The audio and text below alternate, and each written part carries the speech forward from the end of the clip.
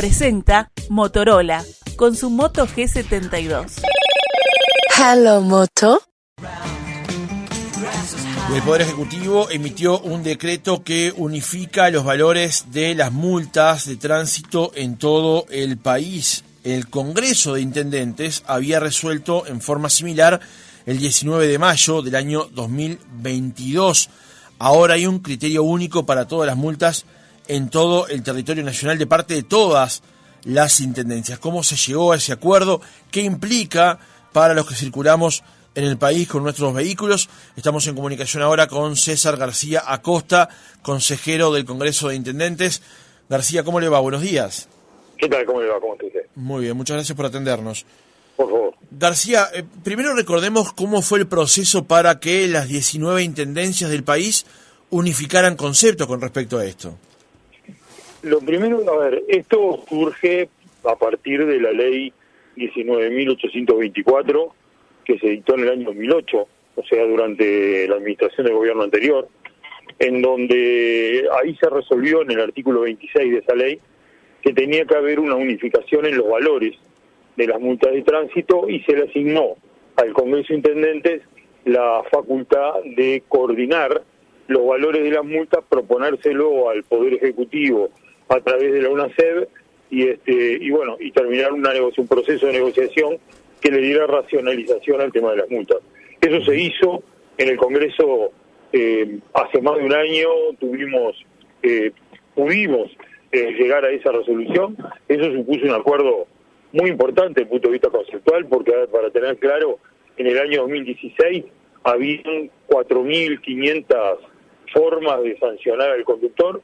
En ese momento se pasaron a unas 2.500 y con esta actualización se pasa a unas 221 multas de tránsito, que son las que entraron en vigencia a partir de ahora que el decreto de la ley de tránsito se reglamentó. Claro, eso es un tema interesante. Antes en todo el país habían, como usted decía, más de 2.000 tipos de multas, ahora quedan en 221. Ese proceso de unificación de criterios también fue el que llevó el tiempo que llevó para lograr el acuerdo final, ¿no? Claro, o sea, fíjese que había muchas maneras de calificar la velocidad, pero también muchas formas diferentes de sancionar al conductor con sanciones que se transformaban a veces en inaplicables o inentendibles. Para que una sanción tenga efectividad, lo primero que tiene que tener es racionalidad, ser entendida por la gente y saber que uno está cometiendo una sanción. No alcanza solamente con el hecho de sancionar, como tampoco alcanza sancionar sin advertir. Es necesario advertir, es necesario generar un cambio cultural, que es lo que el Congreso piensa hacer a partir de ahora, sin perjuicio de sancionar a quien contraviene una disposición legal, pero sí tratando de llevar adelante prácticas educativas que tiendan a mejorar el tema de la seguridad vial, que esa cohabitación es la que estamos buscando.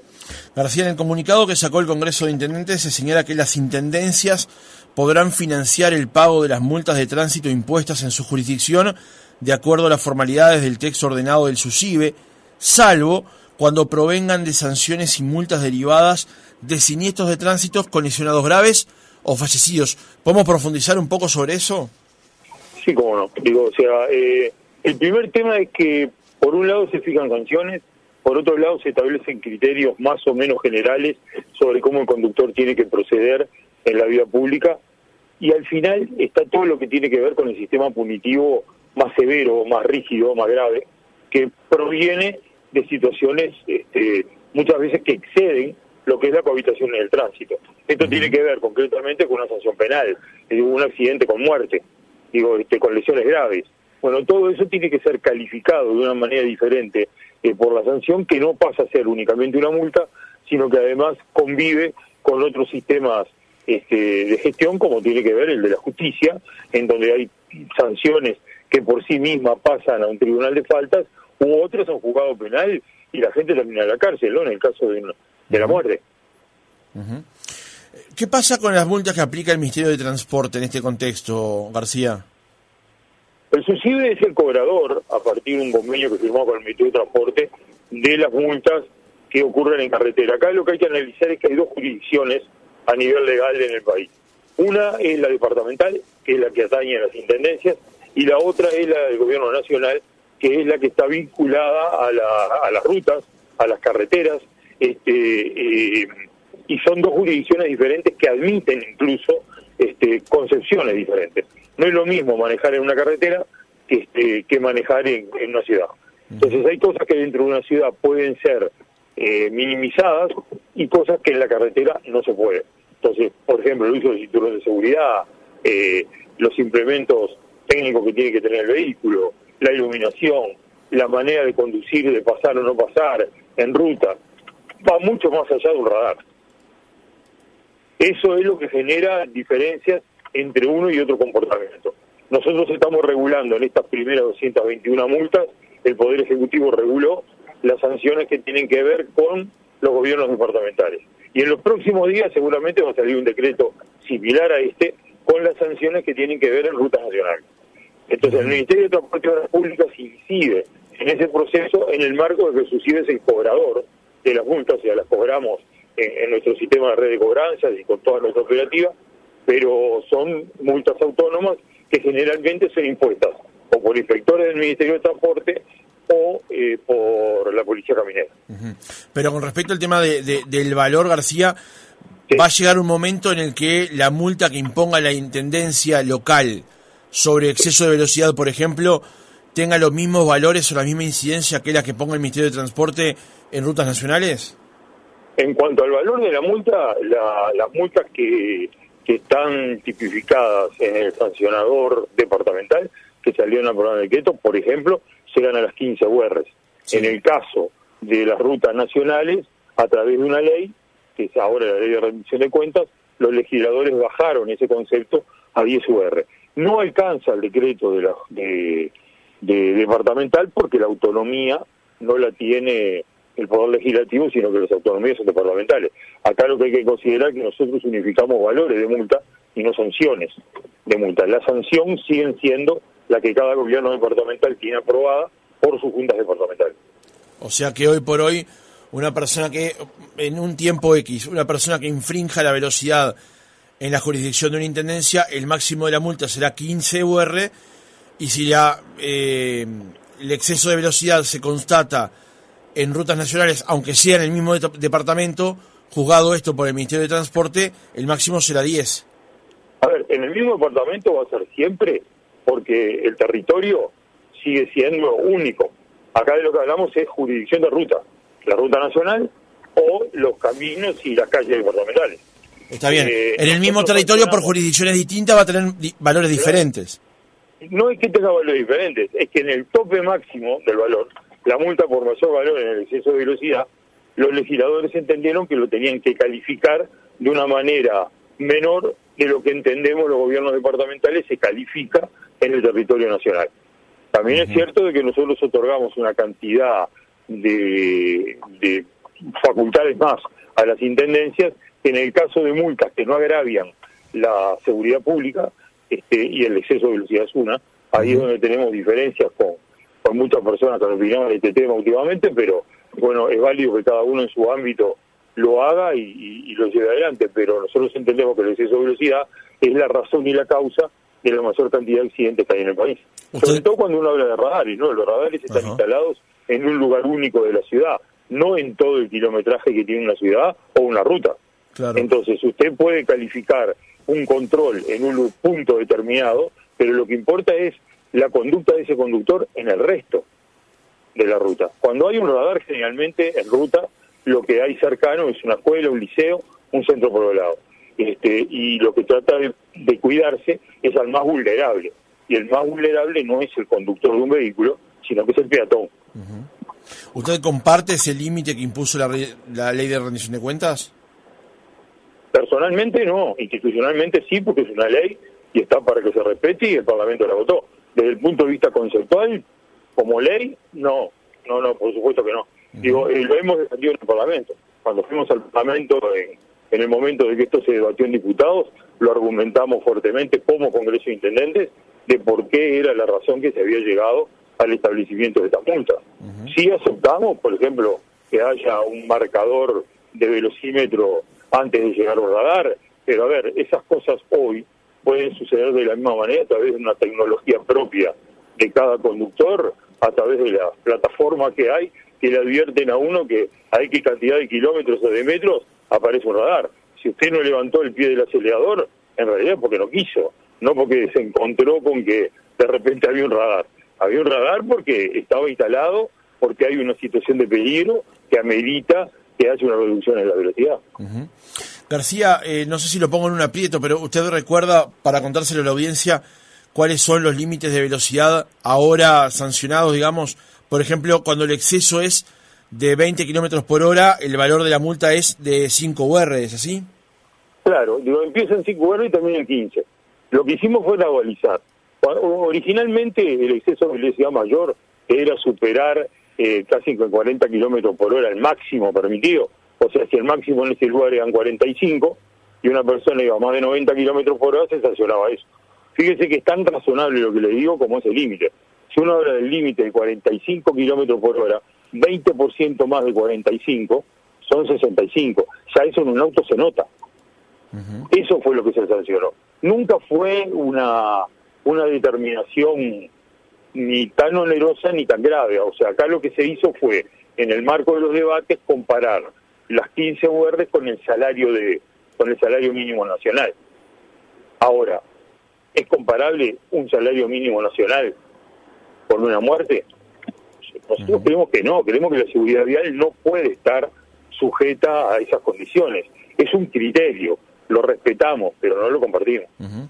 El límite máximo de 15 unidades reajustables también se aplica a multas como participar en competencias vehiculares no obligadas, no autorizadas, no poseer licencia de conducir o tenerla suspendida, también Exacto. Conducir bajo efectos de alcohol o rehusarse el examen, conducir uh-huh. bajo efectos de la droga o rehusarse al examen. Estoy viendo justamente el cuadro aquí que se presenta, digamos, esas son las multas más altas.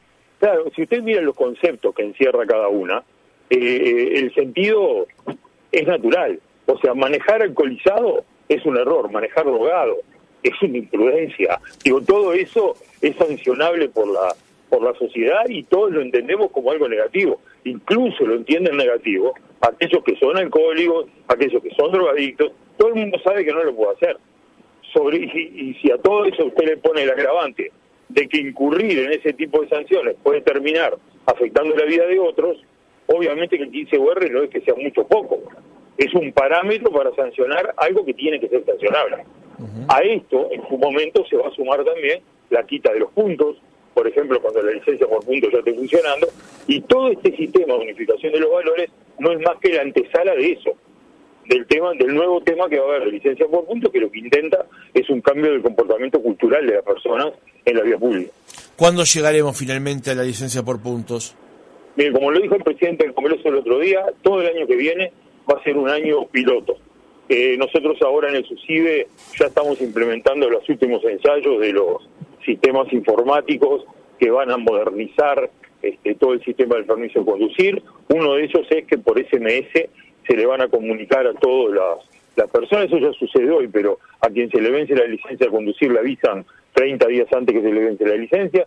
Ese mismo SMS le va a permitir comunicar si usted le aplicar una multa o una sanción, con el fin de que usted pueda optar por el sistema del pronto pago para aquellas multas que admiten un pronto pago y un descuento del 30% en el valor de la multa, cuando la multa no configura estas causales que usted señalaba recién. Uh-huh. Entonces, cuando son multas comunes, que no alteran gravemente la situación en la seguridad vial, son admisibles de que tengan un descuento. Ahí además le abriga el proceso, o sea, no tiene que ir un proceso sancionatorio largo, sino que por voluntad propia de la persona renuncia a los plazos legales, acepta el pago del 30%, lo abona y tiene un beneficio en el pago y no le suma a los antecedentes de los puntos. Uh-huh. Cuando los puntos empiezan a regir, que va a ser el año que viene, este plan piloto lo que le va a permitir es que por SMS le avisen que usted cometió una multa, que tiene una multa de tantos pesos, que si estuviera vigente el sistema de puntos, además le habría acarreado perder 4 o 5 puntos. Uh-huh. Una última pregunta, García, porque el pago de la multa dentro de los 30 días de verificada será considerada como aceptación de la infracción, pero allí se permite disponer de una disminución del 30% sí. de su valor. Si la persona acepta el sistema del pronto pago, lo que nosotros buscamos que impacte en la persona esa condición es que reconozca que cometió un error. Ahí la persona lo primero que está haciendo es reconociendo el cometimiento de una falta. ¿Por qué la reconoce? Porque acepta abreviar el proceso legal y deja de lado las reclamaciones, las impugnaciones, renuncia a todo. Cuando una persona renuncia a su derecho, igual que en el plano penal, sabe que se aviene a un criterio de sanción que se aplica directa y administrativamente. Entonces, lo primero que buscamos es el reconocimiento de la persona a través de ese mecanismo. Después, el 30% lo que le da es un valor bastante inferior al que hay, por ejemplo, en Europa, en España, que es un 50%, que es para incentivarle que la gente se dé cuenta que tiene que hacer lo que tiene que hacer. Y ahí va el punto clave. No es que haya una condición fiscalizadora y de búsqueda de conseguir dineros a través de las multas, para nada. Porque nosotros como infractores, o potenciales infractores, somos los que tenemos en la mano que las administraciones municipales recauden o no recauden por concepto de multa. Si yo no cometo multa, la administración no recauda.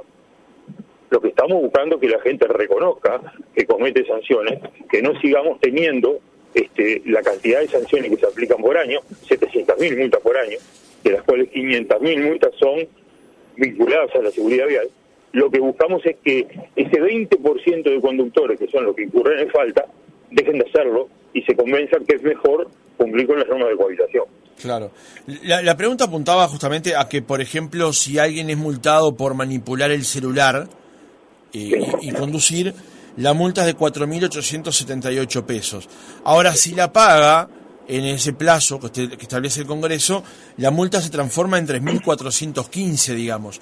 Es una multa relativamente accesible de pagar, por lo cual uno no tiene claro efectivamente hasta qué punto la multa termina siendo una sanción específicamente. Seguramente la multa por hablar por celular, dentro de un año, dentro de 2 años, va a ser más cara que hoy. Hoy la multa es más barata y además le dimos la posibilidad de tener el incentivo, porque tenemos que cambiar una conducta cultural. Cambiar de que la gente no hable por celular o no esté a expensas del celular, todos lo sabemos, todos manejamos y todos somos conscientes de esa realidad. Genera una situación de distracción que cada vez está más generalizada. Entonces, cuando uno tiene que quitar eso del medio, si le poníamos una multa muchísimo más cara, ahí sí tendría un efecto recaudador y nada más, porque sabemos que vamos a recaer en el cobro de esa multa. Lo que queremos hacer en primera instancia es que el sistema sirva para advertir y para cambiar comportamiento. César García, consejero del Congreso de Intendentes, gracias por haber estado otra mañana con nosotros. No, a ustedes, muchas gracias.